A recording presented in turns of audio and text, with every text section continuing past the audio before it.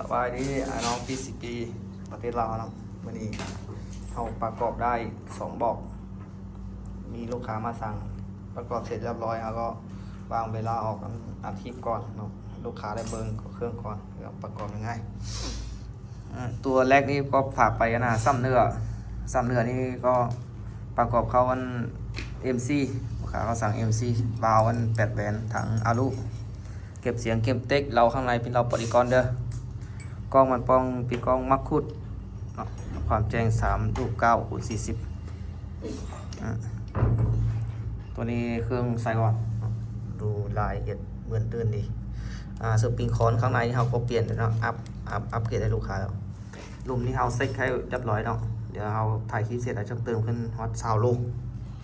ฮอตคลิปสาวนี้เราป่าไปขึ้นนึงข้ามมืออื่นมันบ่ฮู้ลุมเลขมันบ่ไหลบ่ตกเราจะใส่กล่องผักไปลูกค้าเด้อเรานี่เป็นเราปริกรยาว50 เซนเด้อ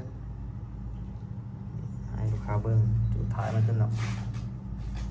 โอ้งามลายตัวนี้นี่ครับประกันเด้อครับประกันปีนความยิงไกลมันได้80 เมตรตัวที่2ก็คือเป็น C2 นะลำนี้เป็น C2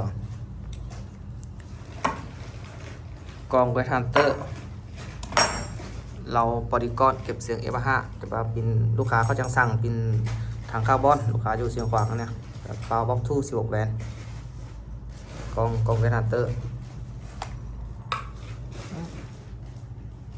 งามเลยแวนนี้เป็นแวนโมบิยาแท้เด้อฟาวบ็อกทูจ้ะพวกสปริงคอนหน้าหลังของมันเราก็เปลี่ยนหมดแล้วเป็นของดีเขาแล้วอัปเกรดเรียบร้อยเล็กนี่เขาก็ตั้งให้แล้วเดี๋ยวถ่ายคลิปเสร็จแล้วก็คือตัวนั้นเขาก็จะสูบกันซาวโล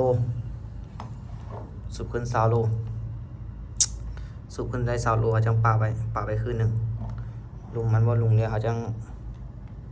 ฝากไปลูกค้าเด้อลุงเลขมันว่าไหลเดี๋ยวเขาจะฝากไปลูกค้าหลายญาติตัวยี่ยิงไกลได้นะ100 เมตรเรานี่เป็นเรา40 เส้นเด้อเราข้างในก็เป็นเราบอดี้กอนละถ้าลูกค้าในสนใจก็แซบมาเบอร์แอปเขาเด้อเราจะติดเบอร์แอปอยู่ในคลิปนี้เนี่ยถ่ายคลิปไปลูกค้าเบิ่งเครื่องเรียบร้อยแล้วเนาะแล้วก็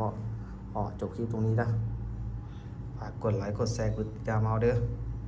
ขอบใจหลายๆโอเคเนาะ